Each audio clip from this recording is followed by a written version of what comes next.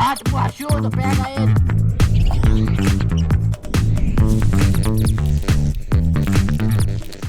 Fala, meus queridos, já tá começando esse episódio aqui com um sorriso no rosto, porque já começou a zoeira. Tenho intimidade sem ter com o entrevistado hoje, mas vou fazer perguntas sim, porque eu sou muito curioso. Esse cara é ex-jogador da seleção, ex-jogador do Grêmio, ex-jogador do Palmeiras. Sim, declarado um dos melhores do mundo, com certeza. Vou falar hoje com o Zé Roberto, que acabou de completar 50 anos, né, mano? 50, ratão. Você não tem 50. Você não tem 50. É impossível ele ter 50. Chegou rápido, Ratão, chegou rápido, cara. Primeiramente, agradecer. Chegou rápido mesmo? Chegou rápido. Só não cheguei muito rápido aqui no estúdio, porque peguei muito trânsito, mas chegou rápido o 50.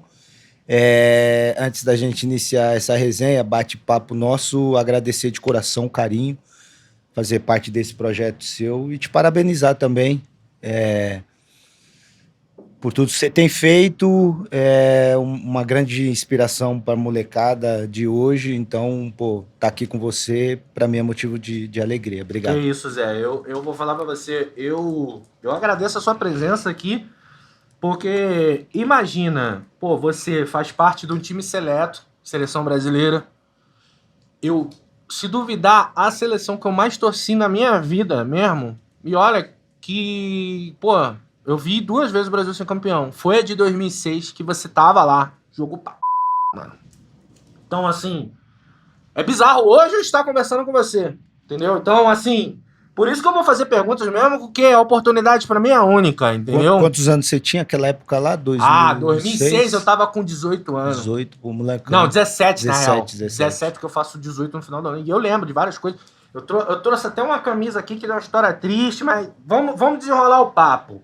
Zé, você era aquela criança que sonhava ser jogador de futebol, como a maioria de várias crianças aqui no Brasil? Sim, porque até eu, que pequeno, não sou muito ligado no futebol, eu sonhei em ser jogador de futebol. Eu acho que o único garoto que não sonhou em ser jogador de futebol, que eu conheço, eu acho que é meu filho. É mesmo? O Hendrick nunca quis ser jogador de futebol. O Hendrick é o único que eu conheço. Os outros, a maioria sempre quis ser ou tentou ser, porque futebol é paixão nacional, né? Então você, pelo menos na minha época, acredito que na tua também, hoje tá um pouco diferente, mas na minha época eu cresci assistindo o Zico jogar, Pelé, era a referência do meu pai me falava dele. Eu cresci vendo a seleção de 86, cara, que jogava Sócrates, Adílio, Leandro, Júnior, Sócrates, já falei, Oscar. Aquela seleção era inspiradora, né? Então terminava sempre os jogos amistosos ou competição como eliminatórias ou Copa do Mundo, eu saía correndo pra rua pequenininho, falando que eu era o Zico. A gente falava que era um jogador de futebol, era um jogador né? de futebol, isso aí. Tinha gente que falava que era o Batistuta lá na rua. Eu sou Batistuta. Eu falei, mas eu sou Roberto Carlos. Que Batistuta o quê? Era a nossa brincadeira de infância, isso, né? Isso, por isso foi muito por conta desses jogadores dessa época que me inspiraram em ter o sonho de ser um jogador. Uhum. E também já tinha já um talento, assim, o talento, minha mãe que descobriu o meu talento, porque ela que me levou na escolinha onde eu comecei, Pequeninos do Jockey, e aí sempre disputando as competições ou no meu bairro, o pessoal sempre fala, poxa, o Zé joga bem, tem talento. Então isso foi despertando também o interesse na minha mãe em me levar em um clube, né? Então o meu processo, assim, o meu início foi basicamente jogando descalço na rua onde eu morava. Você morava onde? São Miguel, sou paulista, né? Nasci, cresci, Zona Leste, São Miguel Paulista. E aí eu acho que eu não conheço nenhuma história de que seja fácil o começo. É sempre ali, jogando descalço, aí alguém descobre, bota na escolinha, aí na escolinha de futsal começa a brilhar, aí todo mundo vê, aí vê o olheiro, aí que começa a desenrolar alguma coisa. Eu acho que a maioria dos jogadores de futebol do Brasil são assim, né? A maioria, tirando os diferenciados, né? Os diferenciados abrem por si próprio o caminho, né? Uhum. Os diferenciados que eu falo, tipo, sei lá, acho que o Ronaldinho Gaúcho foi assim, Ronaldo Fenômeno foi assim, o próprio Estevão, hoje do Palmeiras, foi assim, o Endrick, são meninos que com 10, com 11 anos... Se eu não me engano, o Neymar também começou assim, Neymar né? também assim. Neymar já tinha um saláriozinho maneiro, criança. Isso. Criança. Então, se eu não me engano, o jogador de base, ele recebia uns 20 mil reais. não, já tinha, eles já eram diferentes, né? Tirando eles, né, que é um número, tamanho, a proporção de quantidade de garotos que querem tentar ser jogador, é muito pequeno, né? Esse número de jogadores diferenciados. O número de garotos que querem ser jogador é imenso. Então, você precisa passar por vários processos, porque eu lembro que na época que eu comecei a jogar escolinha, ou até no meu bairro, tinha muito meninos assim que eram melhores do que eu, jogavam mais do que eu, tinha mais talento do que eu. Só que eu percebi que eu consegui realizar o meu sonho porque eu fui muito persistente, né? Eu acho que a persistência ali, a disciplina já desde moleque, a minha visão, assim, já olhando para o meu futuro, ter focado assim nesse caminho da persistência, eu acho que isso que me ajudou a ter a realização, né? Uhum. Então, o que eu vejo de você, ô Zé, é que você foi jogador de futebol. Quando é que você se aposentou? O ano? 2017. 2017, beleza. Mas, o que eu vejo é o que você está construindo depois de ser jogador de futebol. E eu falo isso muito pelo protocolo.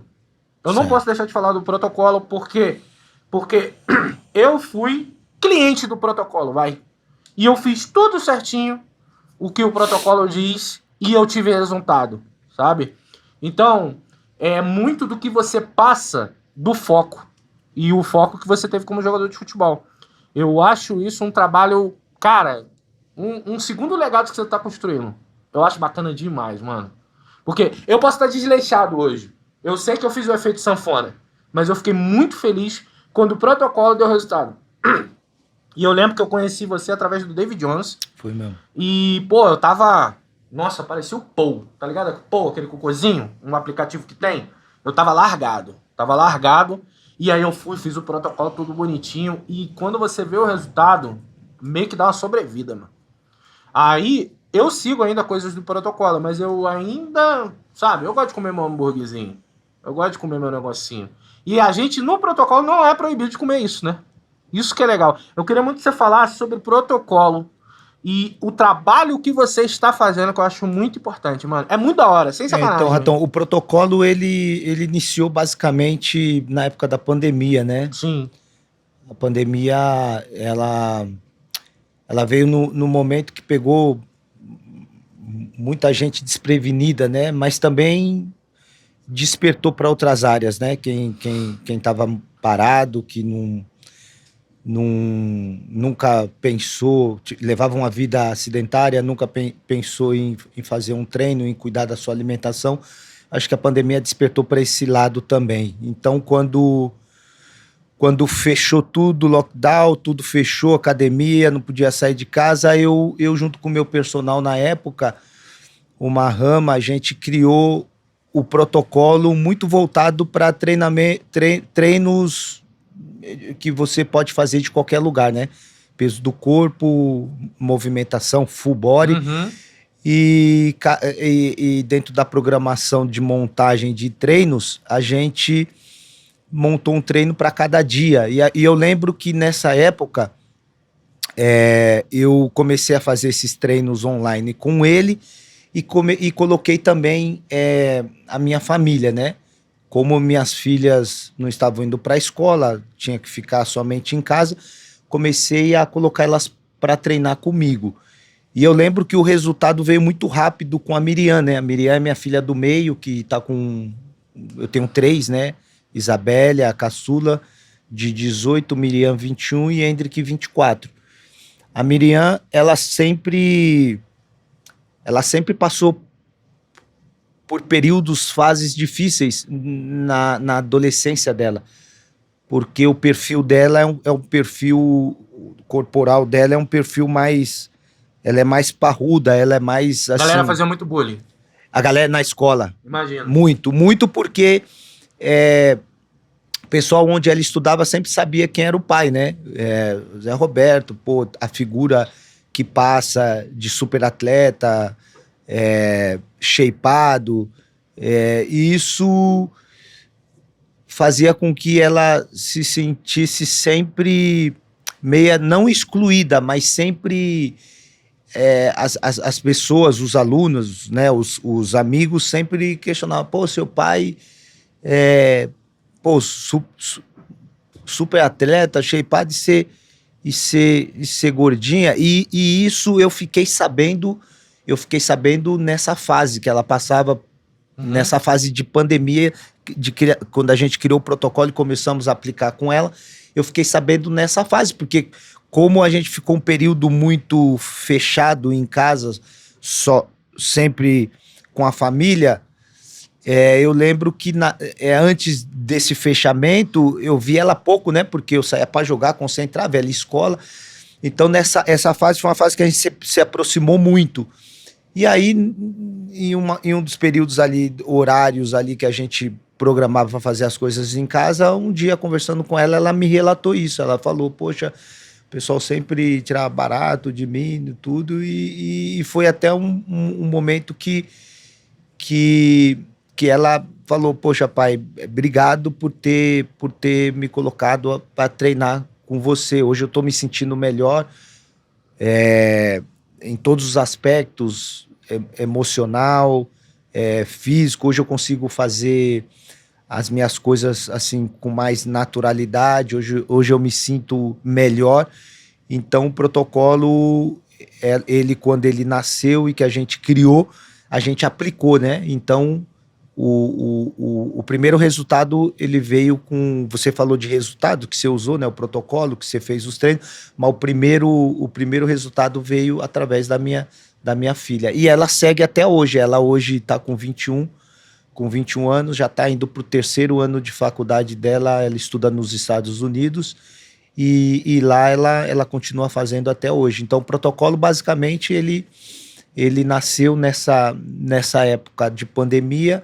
Aplicamos na Miriam e ela continua fazendo e tendo resultados. A alimentação também muda bastante. Quando você corta pão, já começa a mudar a sua vida quando você corta pão. E foi coisas básicas que eu fiz que me tirou 20 quilos. E eu de 120 fui para 100. Hoje eu acho que eu tô com 115. Vou começar a realizar o protocolo de novo direitinho. Que, pô, vou casar, né? Então tem que estar... não vou dizer que eu tenho que estar shapeado. Eu não tenho esse lance de estar shapeado que nem você. Não, o shape é só consequência. Shape, não, cara, o shape tem a genética ali e a gente já vai falar disso. Porque eu não acredito que você tem 50 anos nem ferrando. Ou você é um vampiro que tá passando daqui a 100 anos, vai ter jogador de futebol, o Zé Roberto, só que vai mudar a identidade, porque não pode descobrir. Ou tem alguma coisa errada, mano. Tem alguma coisa errada muito certa, na real, pra você. Porque com 50 anos, se tu mostrar a camisa aí, parece até um choquito, cara. A barriga dele.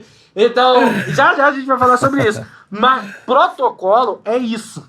Não precisa ficar indo pra academia. Não. É um auxiliador. O protocolo, ele tornou um auxiliador para quem quer sair do sedentarismo, no sentido de que quem nunca treinou e quer começar a treinar, a pessoa que nunca treinou, quer começar a treinar, vai ter muita dificuldade de querer ir para uma academia, até porque ele já vai se sentir um pouco estranho dentro de uma academia, ele com sobrepeso, ele não vai se sentir à vontade. Ele vai ver as pessoas que estão treinando ali, olhar para ele, então ele já vai se sentir num lugar estranho. Por isso o protocolo, quando ele foi criado, foi pensando nisso também. Uma pessoa que quer iniciar um treino, uma pessoa que quer dar um passo de cada vez, começando pelo protocolo, ele vai começar a entender, a primeira coisa, entender o que ele precisa melhorar. Melhorar no sentido de se sentir saudável, porque quando você levanta de manhã e você tá vindo de um sono que, ainda que não seja profundo, mas um sono que te traz descanso. Então, se você dormiu a noite toda, trouxe um descanso pro teu corpo, no outro dia você precisa levantar pelo menos disposto, né? Sem sentir dor. Você não tá vindo Sim. de um treino, você não tá vindo de uma guerra, você não tá vindo... Você tá vindo de um sono, e quando você sai do sono e acorda para você ativar o teu dia com a sua programação, você tem que se sentir disposto. E o treino te dá essa sensação de disponibilidade, porque a partir do momento que você começa a se exercitar, você começa a liberar o hormônio do prazer, né? Você começa a sentir prazer naquilo que você está fazendo. Então, é uma consequência de coisas positivas que vai ativar primeiramente na tua mente e vai ativar o teu corpo, de que você está se sentindo bem, né? E o protocolo, além de ser treinos para iniciantes, quem já treina e para avançado, você pode fazer no teu tempo, na intensidade que você quiser, e depois você vai aumentando. Então, é um feedback que os treinos te dá todos os dias dentro daquilo que você quer buscar. Se você quer perder peso, você auxilia o treino, né? O treino dentro da grade que tem ali de tempo e de intensidade, e com a alimentação, né? O protocolo não é só treino, tem a nossa Nutri, tem a Nutri do protocolo, que é a Isa, que prescreve toda semana uma dieta diferente para você auxiliar, né? O treino junto com a alimentação. Porque eu costumo dizer, Ratão, que 70%, cara, é alimentação e 30% você coloca o treino para que você possa alcançar o seu objetivo, perda de peso e se sentir bem. É isso. Mas aí já vai para outra parte que eu sinto que você faz muito bem do seu trabalho, sem que ser de jogador de futebol, que é na parte de incentivar, né, cara? Eu acho que você demonstrou na sua carreira o foco que você tem. Toda a sua carreira foi baseada em foco para chegar onde você quis chegar. Não sei se você conquistou tudo na vida que conseguiria. Por exemplo, eu acho que sentiu ali uma Copa do Mundo, né? Porra, tinha que ter uma Copa do Mundo. Mas não faltou foco. E você faz muita palestra sobre isso, né? Hoje, assim, um dos meus ativos pós-carreira é, com certeza, o Protocolos R11, né? Levando longevidade para a tua vida, e também as palestras. Eu tenho 2 palestras piloto, que o nome de uma delas é Os 5 Pilares de uma Carreira de Sucesso, onde eu abordo quais foram os pilares que fundamentou a minha carreira, que foi uma carreira de sucesso. E a segunda palestra piloto, o nome dela é As Estratégias da Alta Performance, desenvolvendo desempenho extraordinário. Então eu falo das estratégias que eu precisei usar para performar o tempo todo durante uma carreira que perdurou 23 anos e as estratégias que eu uso até hoje para me manter focado e sempre almejando ir para o próximo nível, né? 50 anos, posso te dizer, Ratão, que eu chego hoje aos 50 anos, basicamente, acho que vivendo a melhor fase da minha vida. 50 anos vivendo a melhor fase da minha vida é dizer que realizei muitos sonhos, né? Sempre quis ter uma família. Plantou bastante, realizei, né? plantei muito agora lá atrás. Estou basicamente colhendo hoje tudo aquilo que eu plantei, então não tenho sombra de dúvida que aos 50 anos eu estou vivendo a melhor fase da minha vida. E esses meus ativos, ele é muito voltado para retribuir aquilo que a vida me deu, que foi saúde, realizações, e hoje a gente vive numa era, numa geração onde tá muito difícil a gente ver, pegar alguma referência. Tá muito difícil, se a gente for pro esporte, referência, eu falo no Brasil. Uhum. Então hoje a gente conseguindo se manter sendo referência para essa nova geração, eu acho que isso para mim é muito motivador. Ah, isso é legal. E eu acho que o fato de você passar, por exemplo, 5 pilares, beleza, eu nunca assisti uma palestra sua, eu gostaria bastante, mas você passar pro próximo a mensagem de que a vida ela é dura, mas ela pode ficar muito deliciosa depois de tanto foco e trabalho, eu acho que essa é a mensagem, pelo menos nos cortes que eu já vi seu e tal, das suas palestras, eu pego isso. Ó, se você radicalizar aqui um pouquinho, chegar junto aqui, focar, não desviar, você vai com certeza colher os frutos disso depois. E eu acho que na vida de todo mundo é assim, né? Já dizia na escola, se tu não estudar, meu amigo, vai dar ruim, entendeu? Ou tu vira jogador de futebol e vai pra Europa, entendeu? Não sei se foi o seu caso, não sei se você teve esse problema. Ah, não gosto de estudar não, vou jogar bola. Rolou isso quando era pequeno? Não, eu até gostava. Eu até gostava de estudar, ia muito pra escola por conta da educação física, né? Porque Aí, ó, tá vendo? Porque quem gostava de estudar não adianta, velho. Já tive amigo que nem o Zé. Só que nenhum deles foi jogar no Bahia de Munique. tinha o futebol, né? Então não futebol. faltava no dia. Futebol, educação física era sempre de quinta. Rapaz, eu odiava educação física. Sério? Sabe, é muito assim. Qual matéria que você mais gostava? Matemática? Ah, eu gostava de matemática, mas eu gostava muito de... Eu gostava de história, cara. História, sério? História, eu adorava história. Então, mas eu tive que parar de estudar, Ratão, por conta dos treinos, né? Da base ali. Quando eu cheguei na Portuguesa com de 15 para 16 anos, o segundo ano de juvenil.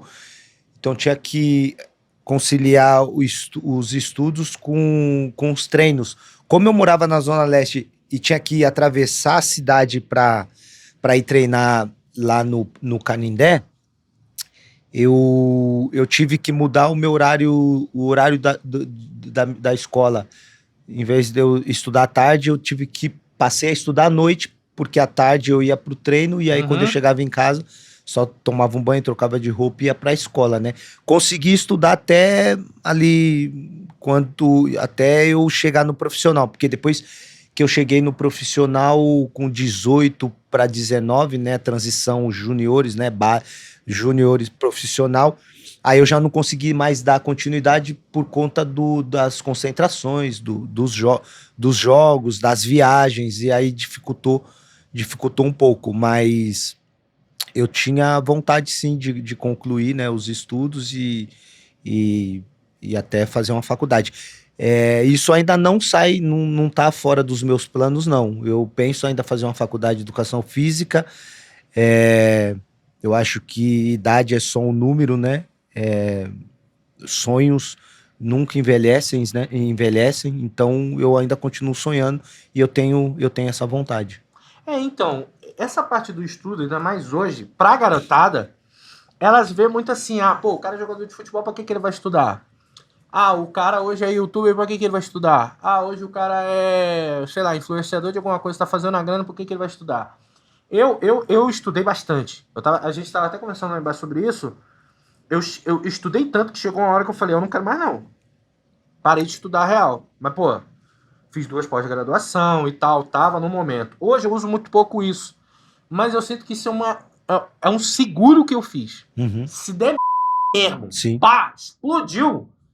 Eu tenho hoje um conhecimento que vale um dinheiro no mercado, entendeu? Sim, então sim. É muito isso Claro. que eu vejo o estudo hoje. Mas no seu caso, eu vejo lá, você tá lá, brilhando, tá jogando um Portuguesa, tal. A gente não tem hoje um plano de carreira que nem um americano tem. Na hora de jogar futebol americano. Sim. De que ele entra na universidade pra jogar futebol americano. A gente não tem. Deveria. Sim, deveria. Entendeu? Falta muita coisa, questão de lei do incentivo, né? Na questão lei do incentivo voltado pro esporte e também para educação, né? Falta muito isso. A gente tá muito atrás. Você, não sei se já morou, mas você deve ir muito para os Estados Unidos, para a Europa. Então, quando você mora na Europa, Estados Unidos, enfim, você percebe o quanto o Brasil está atrasado na questão lei do esporte, o incentivo para o esporte, educação, muito atrasado, muito atrasado. Eu era muito assim, focado na questão de buscar o meu futuro. Eu não tinha garantia nenhuma de que eu iria ser jogador, até porque também eu era um improvável, né? Não tinha condições nenhuma condição financeira Não tinha um Uber que te buscava em casa pra levar. Não tinha chuteira, eu não Sim. tinha clube, eu não tinha empresário, eu não tinha nada. A única coisa que eu tinha era um sonho e força de vontade para ir em busca da minha realização. Mas ao mesmo tempo que eu não tinha essa garantia, o estudo me fazia entender que se eu não virasse um jogador, eu precisava pelo menos, no mínimo, ter um estudo. Eu teria que concluir o estudo para que tivesse ali uma oportunidade de começar numa empresa. Em uma fase da minha busca, a minha tentativa de tentar ser jogador, eu até cheguei a desistir com 15 para 16 anos, eu fui fazer a minha mãe trabalhava numa casa de repouso em Perdizes, e ela passando na rua, ela viu que estava admitindo lá office boy, jovem aprendiz office boy, numa fase que eu tinha desistido, porque foi assim, uma fase muito difícil, tanto minha quanto da minha família, que eu perdi uma irmã mais velha, braço direito da minha mãe, que ajudava no sustento dentro de casa, e num período que meu pai saiu de casa. Então, quando eu percebi que minha irmã faleceu, meu pai saiu de casa, alguém tinha que ajudar dentro de casa, sendo eu um dos 5 filhos que já tinham uma idade para trabalhar, já fazer pelo menos iniciar uma profissão de jovem aprendiz. E aí eu falei para minha mãe, eu vou procurar emprego, e aí ela me inscreveu lá, e aí eu fui fazer a entrevista com o diretor da empresa. Ele gostou de mim, falou: amanhã você começa a trabalhar aí. E aí eu comecei a trabalhar na empresa, eu era office boy, jovem aprendiz, e na empresa comecei a aprender datilografia, porque era a empresa que fazia cartucho dessas máquinas de datilografia que eu entregava nas outras empresas que tinham essas máquinas. Então eu lembro que eu era muito ativo, muito rápido nessas entregas, pegava um ônibus, descia do ônibus, já ia correndo para a estação, atravessar a cidade, entregava em um lugar, pagava a conta no banco. Em 3 meses, o seu Edivaldo pediu para mim levar minha carteira de trabalho. Eu não tinha nem a carteira ainda na época, mas eu precisei tirar. Eu lembro que eu tirei a carteira e aí levei para ele, ele assinou minha carteira de trabalho, aí eu comecei a trabalhar felizão, já 3 meses, carteira assinada. Passei a ganhar o benefício da empresa, que foi o ticket de refeição, vale transporte. Tava felizão, pô. Aí do nada, minha mãe chegou e falou: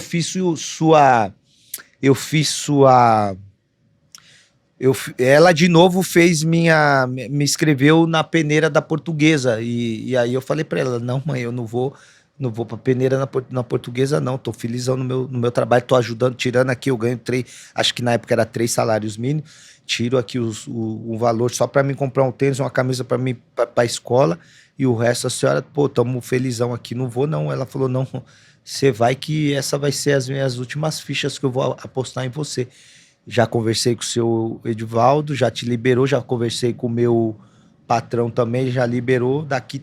Oxe, sua mãe te demitiu? Minha mãe me demitiu.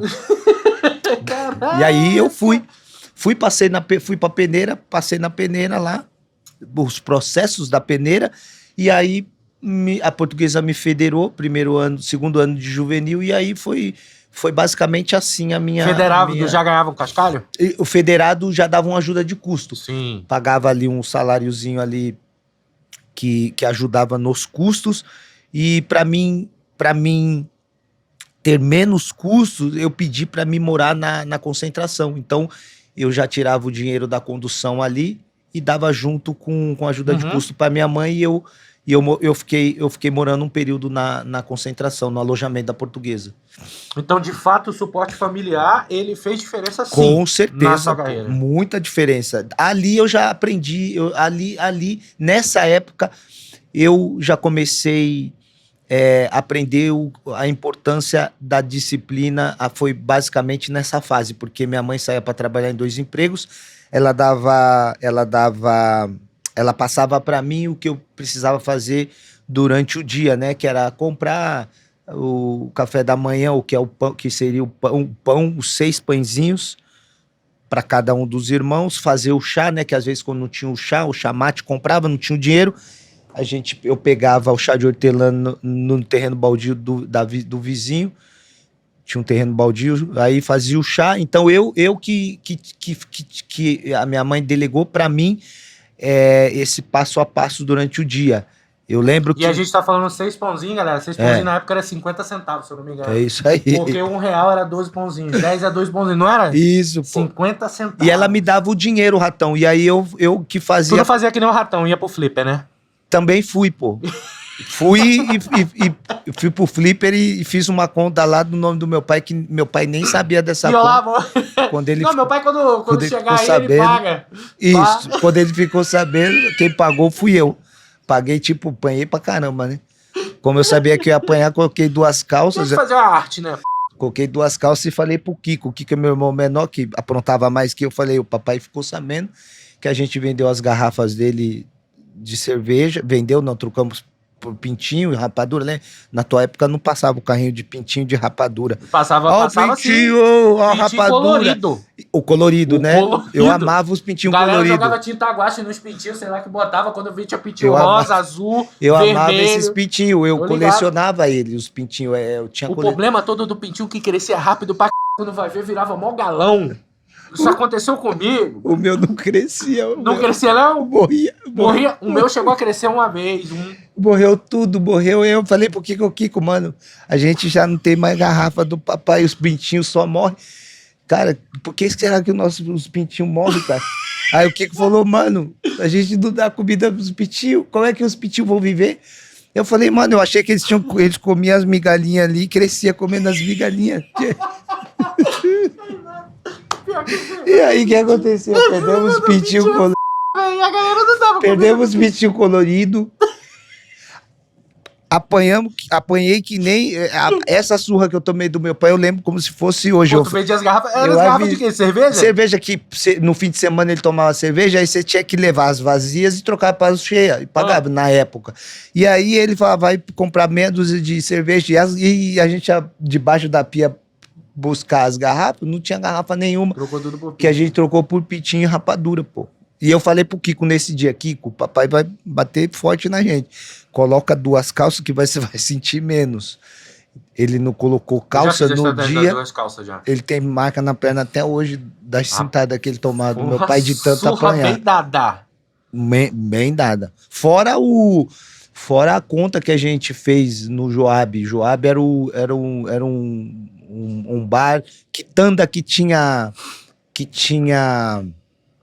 um mercadinho, né? Então o meu pai sempre fim de semana ia beber, tomar a cerveja dele com os amigos no Joab. E aí um desses dias meu pai foi pagar a conta dele e lá o Joab falou, seu Roberto, tem uma conta aqui aberta no teu nome. Ele falou, não, mas eu nunca abri conta aqui, Joab. Ele falou, não, tem uma conta aberta no teu nome aqui. Ele falou, ué, mas que tem aí? Que tem aí? O que eu preciso pagar? Que é essa conta? Aí deu a lista tava grande. 10 fichas de fliperama. Era qual flip? Tu lembra do jogo? Era o Come Come e o da navezinha. Pac-Man. E também tinha do Street Fighter. Street Fight, Tô ligado. das 3. Então eu e o Kiko, sempre quando aparecia lá, a gente pedia 10 fichas para cada um, passava mais ou menos um período do dia jogando, e aí tubaína, e na lista tinha tubaína e bastante... Banquete de Playboy, isso aí, né? Tinha 10 ficha? 10 Pra jogar fichas. Street Fighter, você é louco. E tinha bastante também bolacha recheada. Porra, a recheada ainda. Recheada ainda. Botou na conta do pai mesmo. Botou na conta do pai pagou, mas depois, Depois cobrou, né? Depois cobrou, isso aí, pô. Pai é bonito.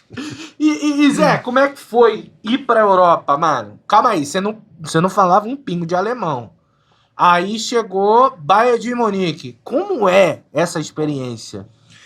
Então, E aí, os caras ficavam te falando as coisas, tu não entendia nenhuma. Como é que era isso, mano? Você aprendeu alemão na mar? Fez cursinho do não, CNA, não, a primeira ida foi Espanha, né? Foi Espanha. Espanha Mas eu... Espanha até que Não, até pega rápido. eu achei que eu iria pegar rápido, né? Eu falei, Espanha não vou precisar nem fazer aula. Mas quando eu cheguei na Espanha, minha maior dificuldade não foi nem a língua, Ratão. Minha maior dificuldade na Espanha foi a intensidade de treino e a forma que se jogava lá.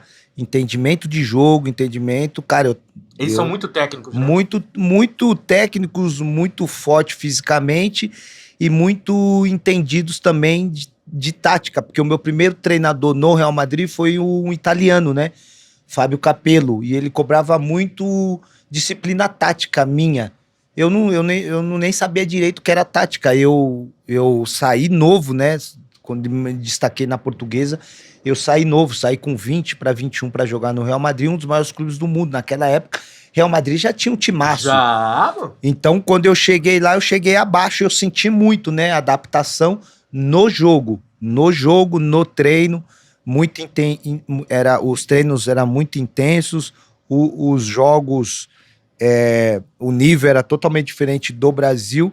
E aí eu passei a entender que por mais que você vai jogar fora, que seja em Portugal, que é uma língua, a língua que a gente fala, ainda que seja Espanha, que a língua é próxima, se você não sair, se você brasileiro, jogador brasileiro que sai do Brasil para jogar na Europa, por mais que são países que têm a língua parecida com a nossa, no caso Espanha, se você não tiver consciência de entendimento, no mínimo de entendimento de jogo, de como se joga lá, qual é a intensidade, você bate e volta. Por isso que a maioria dos jogadores, se a gente for buscar estatísticas, você vai perceber que a maioria dos jogadores brasileiros que saem do Brasil, isso já era na minha época e continua até hoje.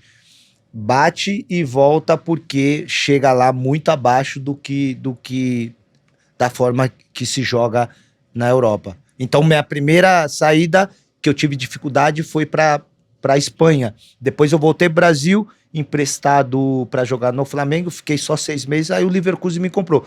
Quando o Leverkusen me comprou, eu já cheguei lá meio que com algumas fichas já tinham caído, eu me liguei, eu percebi durante um ano que fiquei no Real Madrid que eu precisava mudar muito alguns comportamentos meus dentro do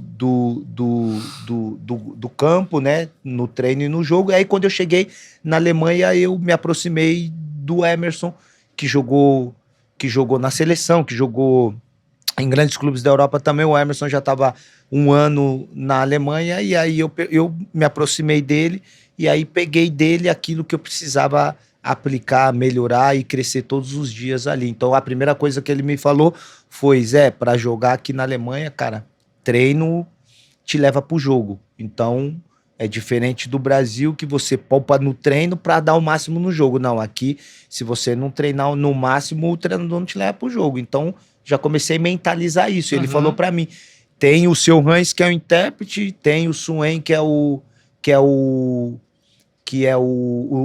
professor de alemão, o clube te dá todo o suporte, mas, cara, você não vai poder entrar na sua zona de conforto, não, que se entrar na sua zona de conforto, você vai ter muita dificuldade aqui. Então, me aproximar do Emerson foi muito importante para minha adaptação na Alemanha. Então, eu passei a fazer tudo aquilo que ele me orientou, e aí eu não tive a mesma, eu não tive as mesmas dificuldades que eu tive na Espanha. Não, já foi cavalo velho. Já fui cavalo velho. Aí já comecei a colocar em prática tudo aquilo que ele me passou. Estudar, treinar de uma forma diferente. Passei não depender somente do seu Hans, que era o intérprete, mas fazer minhas aulas de alemão, me comunicar, entender um idioma. Então, o passo a passo que o Emerson me deu facilitou muito a minha adaptação na Alemanha.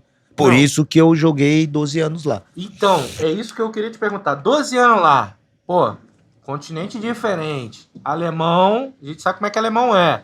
Rígido. Esposa tava junto, foi junto. Como é que foi isso, hein? Foi. O suporte da família lá. Foi, mas não queria muito ir, não. Mas foi. Foi.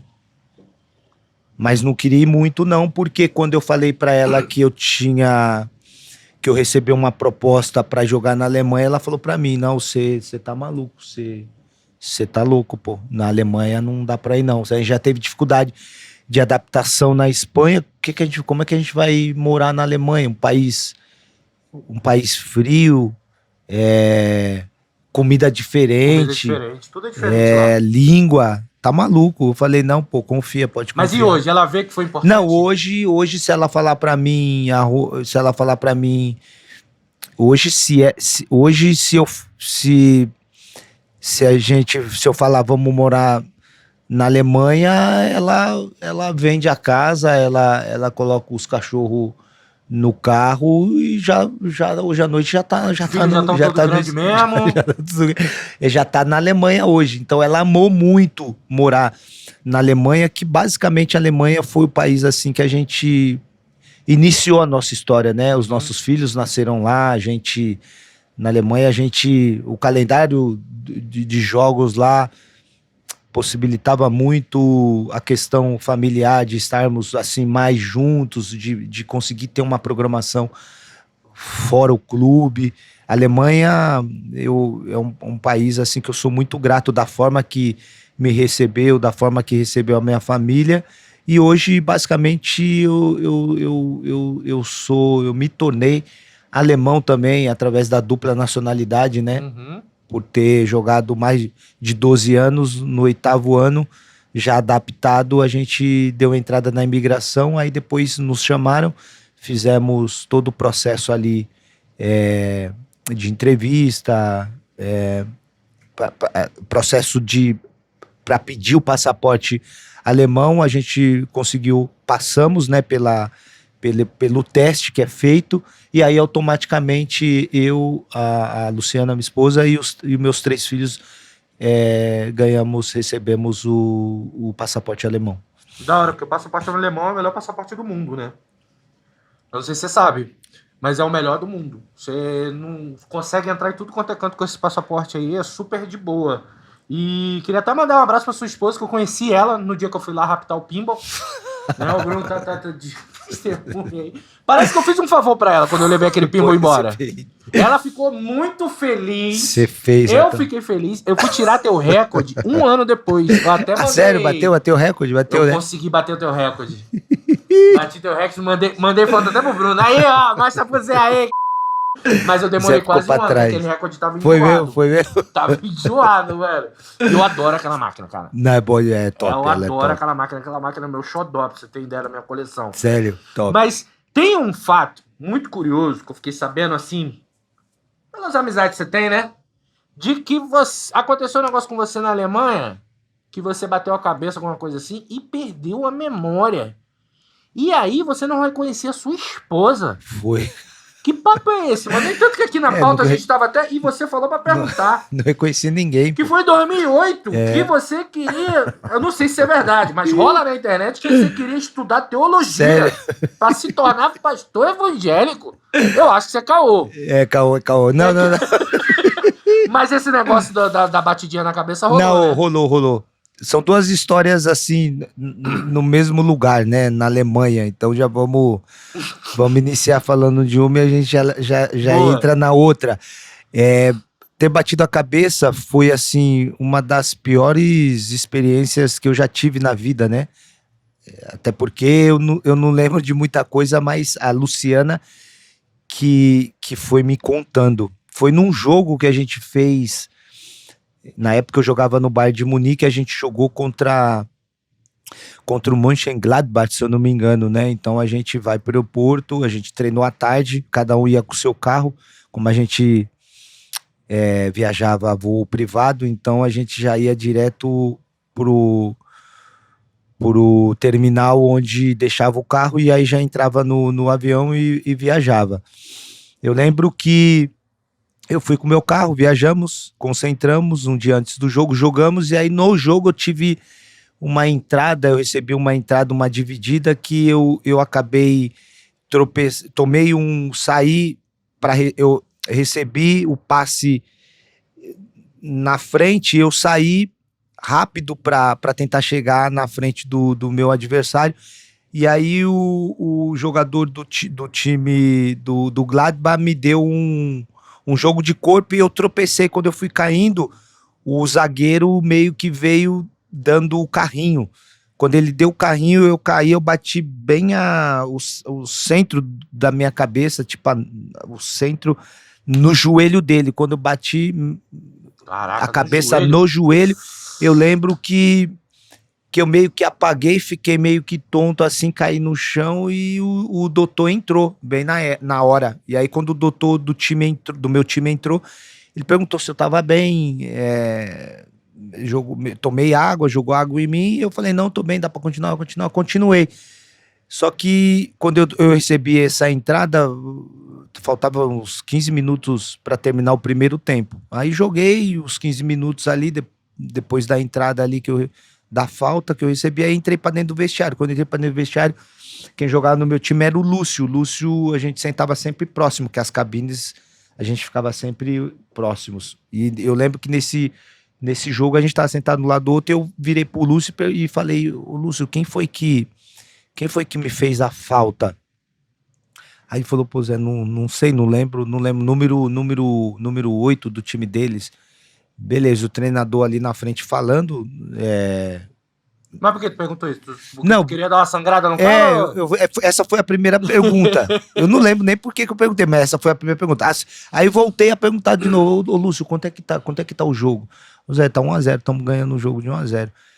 Aí o treinador falando, eu fui de novo, perguntei pra ele de novo, quem foi que me fez a falta? Perguntei umas 3 vezes, quem foi que me fez a falta e quanto que tá o Caraca, jogo? tua cabeça tava resetando. Aí o Lúcio percebeu, né? Se ligou, e aí quando o treinador parou de falar, o massagista, o pessoal vem trazer água pra gente.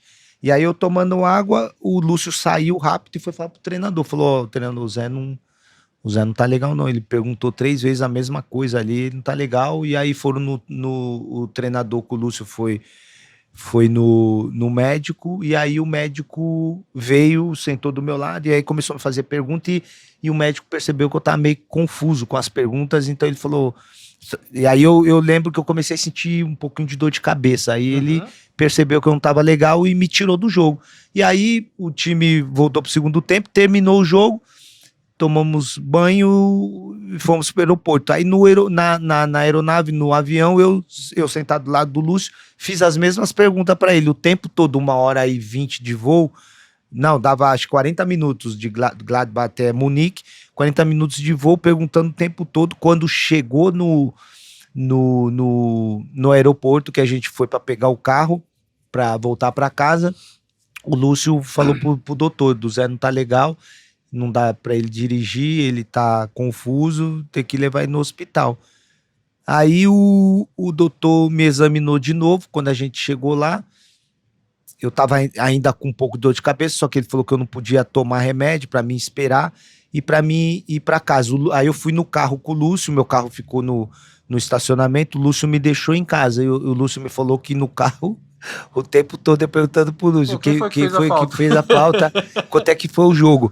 Quando chegou em casa, o Lúcio falou pra Luciano, ó, trouxe o Zé, aconteceu isso no jogo, tal. O doutor falou pra deixar ele isolado, descansando, por conta da cabeça dele tá muito confuso. E aí a minha esposa me recebeu, me deixou no quarto, eu subi, e aí fiquei no quarto escuro, e aí eu comecei a gritar no quarto. Isso tudo ela me falando, eu não lembro de nada disso. Ela falou, comecei a gritar. Quando ela entrou no quarto todo tudo escuro, ela acendeu a luz, ela falou, e eu tava meio que em pé na cama, assim, olhando pro lado, assustado. Ela falou, o que aconteceu? Aí eu falei,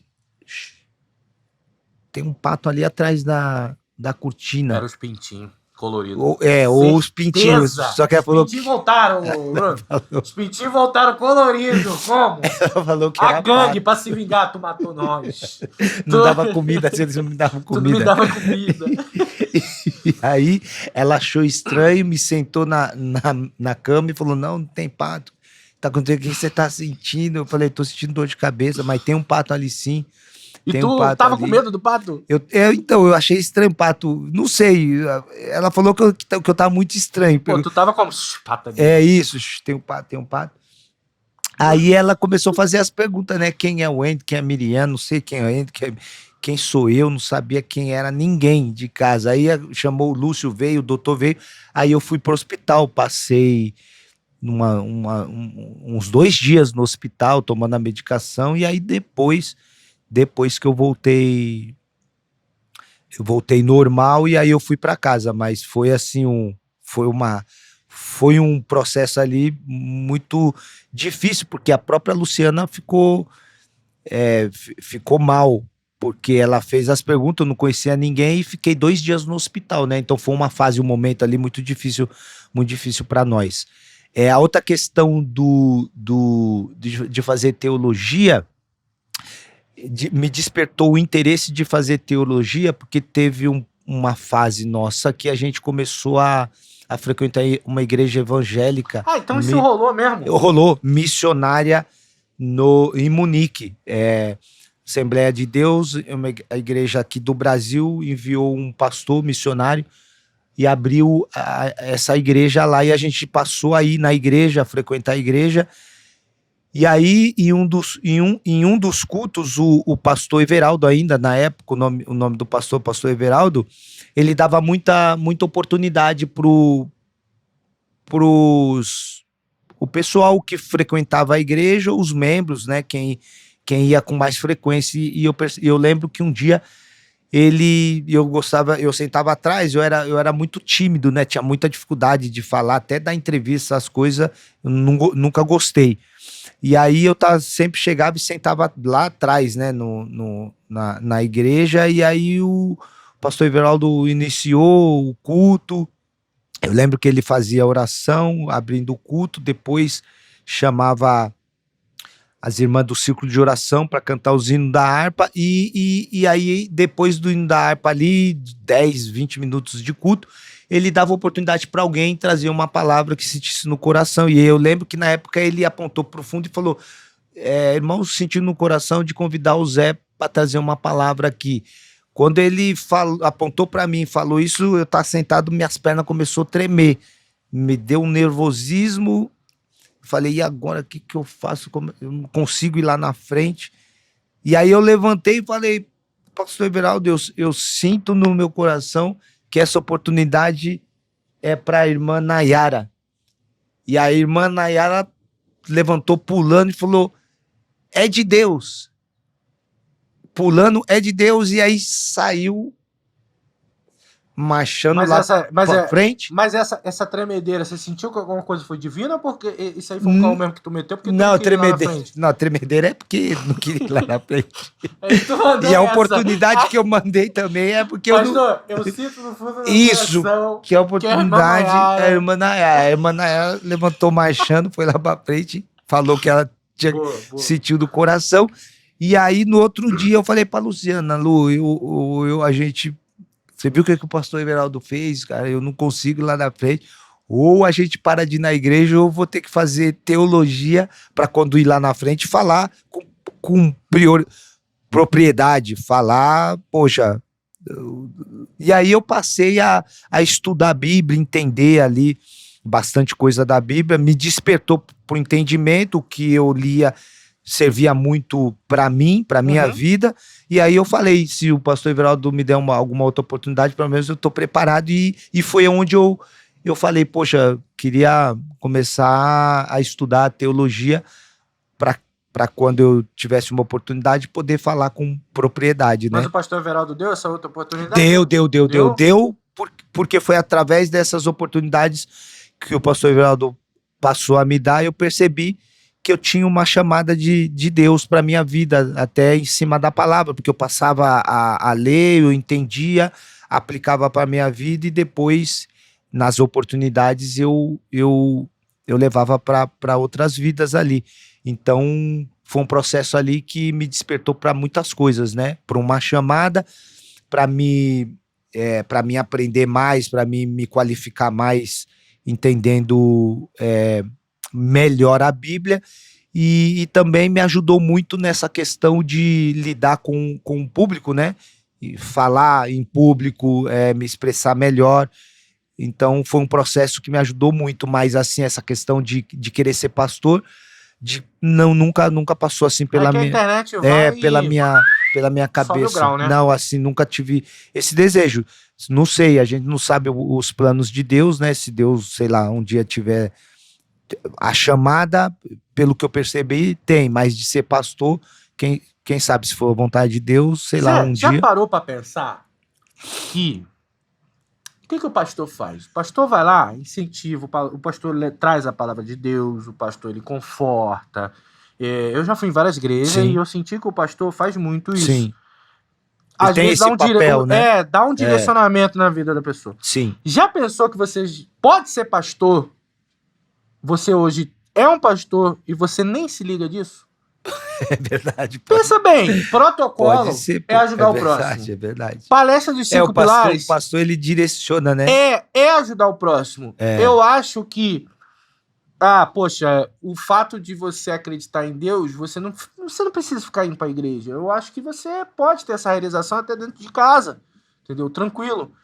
E é a mesma coisa o pastor. Tem muita gente que é pastor e não precisa ser pastor de igreja, entendeu? O pastor, ele faz aquela sensação de guiar o rebanho.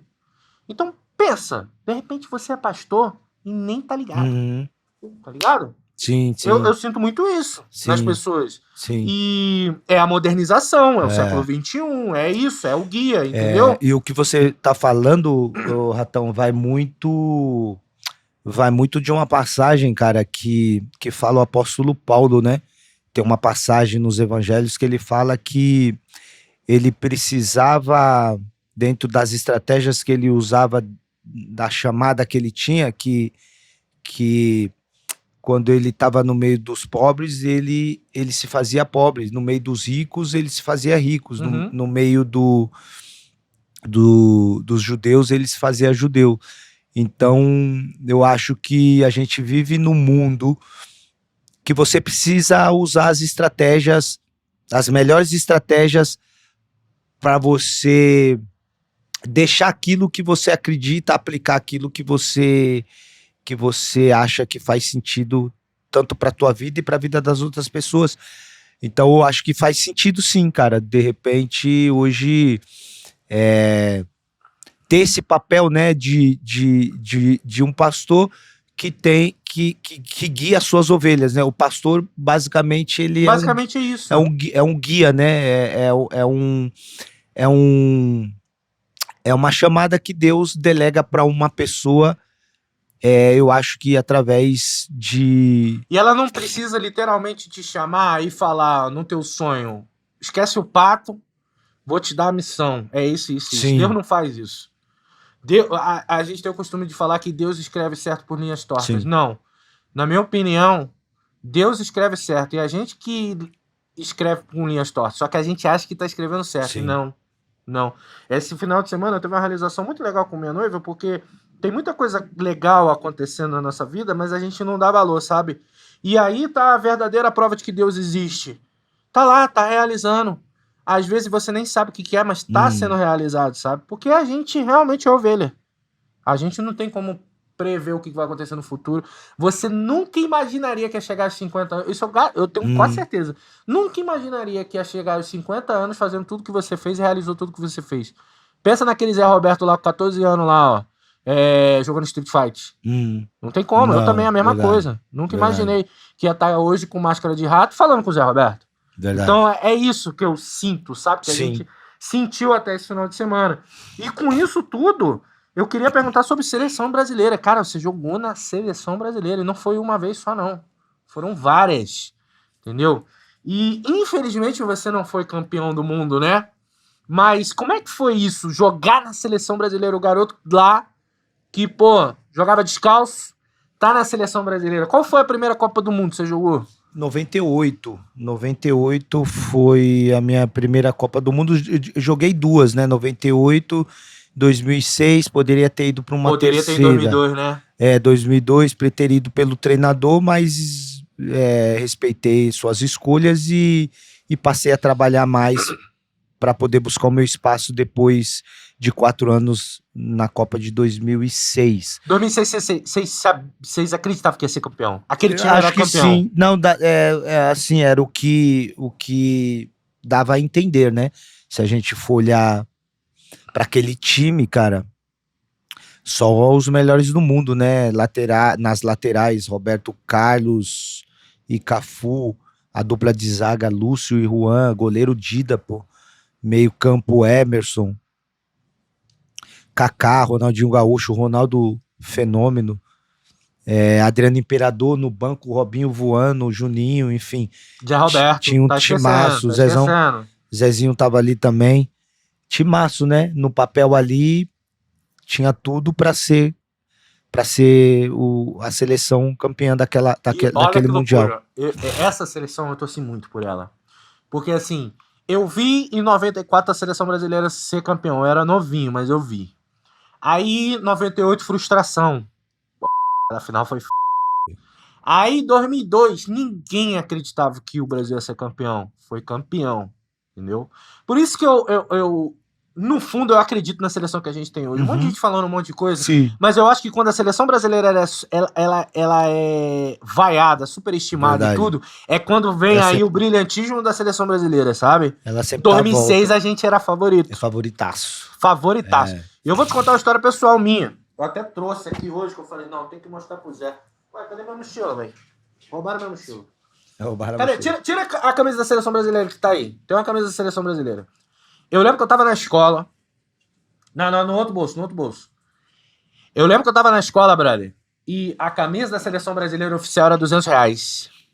Eu falei, não, vou comprar. Eu não tinha grana. Vou comprar. Aí comprei o Mercado Livre, que tava vendendo por 170, era quase o preço da oficial. Eu falei, não, tá mais barato aqui. Comprei o do Ronaldinho. Eita. Aí, essa aqui, que Nossa. vem com essa golinha aqui. Você tá ligado? né? Você usou. Lembro dela. Mas quando chegou essa camisa aqui é mais falsa. Essa camisa aqui é mais falsa que nota de R$3. Olha o Ronaldinho como é que tá escrito atrás. E na época não tinha compra protegida. Entendeu? Eu guardo essa camisa até hoje com raiva. Sério, Porque eu fui enganado, brother. é bastante. Eu fui enganado. Eu torci, Você fui foi. pra escola, porque na época a escola liberava você ir Isso, com, com né, camisa dia de de jogo, você ir com uniforme, pá. Mas olha essa camisa. Caramba. É falsa. E até hoje eu tento comprar uma oficial dessa daqui, que eu acho que é a mais bonita que tem, e não acho. Não acha, de não jeito acha. nenhum. Mas eu trouxe pra te mostrar que realmente eu torcia. Olha o Ronaldinho como é que tá escrito. Parece que foi colado. Aqui o símbolo da Nike, ó. Emendado no outro aqui, ó. Junto aqui. E eu fiquei muito triste, mas eu guardo isso aqui com ódio. Olha o tecido, parece até uma lixa. Tá legal não, pô. Não tá legal, não tá legal. Não tá legal. pô. E realmente, eu lembro de você lá, mano. Zé, você tava com a camisa 11. Isso, pô. Camisa 11. ZR11 é por causa desse time da seleção? Ou porque você sempre usava 11 mesmo? É porque eu sempre usava 11 pequeninos do Jockey, nos clubes, depois que eu fui passando, sempre tentei jogar com a 11, né? Nem sempre eu consegui, porque já, dependendo do time que eu chegava, já tinha jogador usando a camisa 11, mas a maioria eu usei a 11. Uhum. E aí, depois disso, assim, fim de carreira, vai. Palmeiras, né, pai? Palmeiras, eu vou falar pra você, a minha futura esposa, minha noiva, ela se amarra muito no teu trabalho. Como jogador de futebol, o trabalho que você faz hoje. Ela é palmeirense, tô pra levar ela num jogo aí, vai fazer um... Tô prometendo, né? Vai fazer Eu vou levar, nem tanto que eu tô... Nunca foi. Cara, ela liga muito mais pra futebol do que eu. Tá. Entendeu? Nem tanto que eu trouxe essa camisa do Palmeiras, que ela pediu, não, leva pro Zé, você vai ter que autografar. Ela é doida pra te conhecer. E o Palmeiras, mano... Então você é um grande... já fica, desculpa te cortar, Ratão, já fica o meu convite pra você ir com ela Vou... lá no meu no camarote que a gente tem lá junto com a empresa hoje que eu trabalho, no Allianz, fica já o meu convite humilde. pra vocês Com irem certeza. lá ver um jogo. Aí, ó, aí, mozão, já tá ligado, né? Já vamos no jogo do Palmeiras. Como é o nome Porque- dela? O nome dela? É Bruna. Bruna, já fica, pode ser ali, já fica o meu convite pra você ir com o Ratão. Talvez já vai ser até meu presente de casamento Aí, humilde, ó. para vocês. Então, agradecer o carinho, a admiração pela minha pessoa. Então, meu presente já só a gente ver um dia de um jogo que seja legal lá para vocês assistirem lá. E eu quero estar presente também para te conhecer, tá bom? Um beijão. É que é muito legal, cara. Todo mundo que é palmeirense conhece Zé Roberto. Você fez uma história lá no Palmeiras. Eu, com um negócio de futebol, cara, o que acontece? Joguei bastante. No entanto que a gente até jogou junto, né? Joguei com o Zé Roberto, cara. Eu ganhei a chuteira do Zé Roberto, velho. No jogo do beneficente lá que a gente fez. Como é que é o nome Foi aonde esse jogo? do Graak? Do Graak, pô. Mas assim, o meu negócio com futebol foi o seguinte: eu sou torcedor do Fluminense. Certo. Só que eu cresci numa época que o Fluminense só deu derrota, velho. Uhum. Foi parar na terceira divisão, Eu lembro. perdendo pro Nova Iguaçu. E aí eu era muito zoado quando pequeno por torcer pro Fluminense.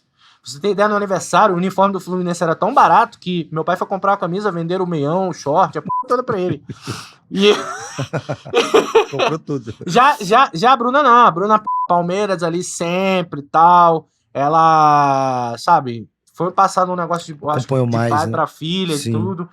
E muito da hora. Mas assim, quem é torcedor do Palmeiras, mano, sabe quem é você. Como é que foi jogar lá? Porque a torcida, se eu não me engano, a Mancha Verde é uma das maiores do mundo, né? A Mancha é a torcida organizada do Torcida Palmeiras, organizada, né? Incentiva bastante ali, fica num setor estratégico ali, que é quase atrás do gol, que quando joga o adversário daquele lado ali, pressiona bastante. O Palmeiras foi assim, mais uma das realizações, né, de ter encerrado a carreira em um grande clube, onde eu cheguei numa fase difícil, mas que a gente conseguiu dar a volta por cima e colocar o Palmeiras no patamar, no nível que ele sempre mereceu estar, né? Uhum. Então, quando eu cheguei no Palmeiras 2015, no ano anterior, 14, Palmeiras comemorou o seu centenário, mas numa temporada muito abaixo, né? Abaixo na questão dos campeonatos que disputou. Quase caiu para a Série B nesse ano, vivendo, né? Comemorando o seu centenário. E o Paulo Nobre, o presidente na época do Palmeiras, fez uma reformulação já desde da diretoria, trouxe dois diretores que iniciou aquela reformulação, que foi o Alexandre Matos e o Cícero, gerente, Alexandre Matos, diretor executivo, e aí ele começou a fazer as contratações para montar um time competitivo para aquela temporada. E aí eu fui uma das primeiras contratações do Palmeiras. Eu lembro que na época eu falei, quem me ligou foi o Cícero, e depois eu falei com o Alexandre, eles falaram que tinha um projeto assim de médio a longo prazo, e aí aceitei o desafio, até porque eu estava com 40 anos e tinha terminado o meu contrato de 2 anos e meio com o Grêmio. Como eu não renovei, eu ainda estava me sentindo muito bem fisicamente, queria jogar mais pelo menos um ano. E aí apareceu alguns clubes e dentre eles eu escolhi o Palmeiras para jogar, e foi a melhor escolha que eu fiz, ter encerrado a carreira, sendo nesse período tricampeão da Copa do Brasil, capitão do time, 2015, 2016, campeão brasileiro depois de 22 anos, né? Então foi uma fase que o Palmeiras voltou a estar, e hoje está dando continuidade naquela reformulação lá atrás, e que voltaram a ter conquistas importantes, que foi Copa do Brasil e Campeonato Brasileiro. Uhum. Olha só que da hora. E como é que foi a despedida, hein? Foi emocionante? A despedida foi muito emocionante, foi numa segunda-feira contra o Botafogo, no Allianz, e eu lembro que o Palmeiras ganhou de 2-0. O Dudu fez um gol, o Keno fez o outro, e o que ficou marcado para mim, assim, muito na minha memória, foi pós o jogo ali, comemorando a vitória. Os jogadores me jogaram para cima, e quando eu desci ali... Não bateu a cabeça, não, né? Não, ali foi uma sensação mais ali de caindo a ficha de que tinha encerrado o meu ciclo, tinha tinha terminado a minha carreira, e ali quando eu me desceram ali do braço deles ali, todos ali me abraçando, agradecendo. Então ficou assim uma imagem muito positiva e que eu guardo na minha memória até hoje. E como foi encerrar um ciclo para começar outro? Porque eu já fiz isso. Eu meio que encerrei um ciclo e comecei outro. Sim. Empreender e pá, tô Aham. apanhando bastante, inclusive. Mas eu acho que a gente tem que subir uma escadinha de novo, não é? Não é fácil, é sempre difícil você terminar um ciclo e iniciar um outro, mas quando você já tem isso meio que já organizado, fica mais fácil de você iniciar o próximo ciclo. Então, como eu já tinha programado o meu encerramento de carreira, eu já sabia que 6 meses antes, no caso 2017, em junho, eu comuniquei primeiro a minha família, esposa, meus filhos, depois o clube, que em dezembro do mesmo ano eu ia encerrar a carreira. Então eu passei já sabia o que eu ia fazer pós-carreira, então isso para mim, essa transição para mim foi mais fácil, a readaptação em fazer uma outra coisa, para mim facilitou bastante eu ter me programado, ao invés de parar e depois não saber o que ia fazer da vida. Então eu já tinha feito essa programação, já tinha tudo isso alinhado, e aí para mim foi tudo muito mais fácil. E aí o pessoal, quando eu parei de jogar, a maioria ia perguntar, pô, não sente falta de jogar? Eu falo, pessoal, falta nenhuma, porque eu fui até o meu limite, o meu máximo, entreguei entreguei tudo e realizei e encerrei fazendo grandes realizações e tipo, o sentimento de realização, e esse sentimento quando eu parei, não me trouxe nenhuma lembrança ruim, pelo contrário, só foram coisas boas. E aí hoje tô fazendo basicamente as coisas que eu mais gosto, me sentindo feliz e realizado. Olha que da hora. Galera, a gente tá com o tempo apertadaço hoje, mas eu não posso deixar de fazer essa última pergunta, que é até, 50 anos, eu acredito que você chega aos 100. Se Jesus não voltar Eu antes, acredito que você chega aos 100. Não sei se eu vou te acompanhar nessa jornada, entendeu? Mas, cara, o que você ainda pretende realizar? Fala dos seus projetos. Porque eu deixo hoje pro meu seguidor que, mano, é da hora. Não vou dizer que a palavra, porque fica muito esse lance de pastor. Sim. Mas eu acho que você carrega uma energia muito boa pro próximo. Certo. Entendeu? Você não tem necessidade de estar fazendo aquilo, mas você faz. Sim. Você é remunerado por isso, lógico, mas é um trabalho muito legal. Hoje, com 50 anos, shapeado, genética de 25, né? Naquele exame que o Dr. Thiago lá faz. Sim. Eu tô com 30 e quase 40, minha genética. Mas como é que é hoje? O que você pretende fazer mais ainda, Zé? Eu só quero dar continuidade àquilo que eu faço hoje, né? Que é incentivar as pessoas, ser uma referência para uma geração nova.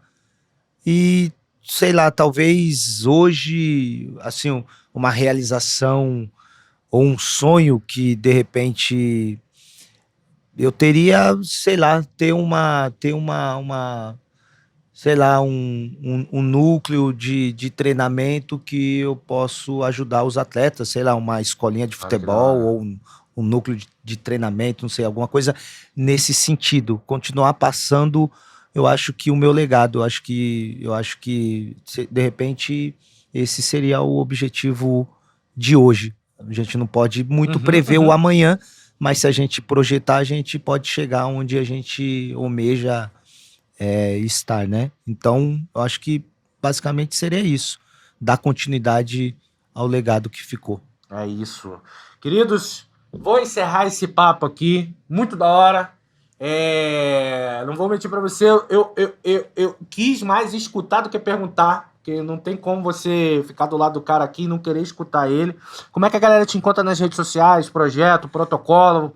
Protocolos R11, né? É o protocolo dos treinos. O meu Insta é Zé Roberto. E a gente tem as palestras também, né? Que as palestras ali tá dentro do Insta mesmo, que tem ali um como que se diz? Uma bolinha, tem uma abazinha uma ali, abazinha, tô isso, ligado. que ali mostra ali a gente tem as agendas que a gente tem da palestra e também o contato para quem quiser contratar. As palestras também é um ativo que eu estou muito engajado, que eu gosto muito de fazer, dentre os que eu já mencionei. Então, quero dar continuidade a esses ativos que eu gosto de fazer e me sinto feliz. É isso. Galera, se você quer ver o próximo Ratinho Talk Show, chega junto na Ubisoft TV Brasil, tanto no Samsung Channels, LG TV. Se você ainda não tem um Smart TV com esses canais aí, você pode estar comprando um Fire Stick, tem também, tem no Roku TV, tem na loja da Apple, tem na loja da Google, bota no Google tudo quanto é canto que você acha Ubisoft TV Brasil. E muito obrigado, querido, encerrando aqui. E chega junto, hein? O protocolo é bom, eu garanto. Só não tô gigante hoje por causa do protocolo. E a camisa do hambúrguer é porque, mano, eu gosto de comer. Não adianta. Não adianta. Esse é um problema sério. Sério, velho. Valeu, galera! Fui!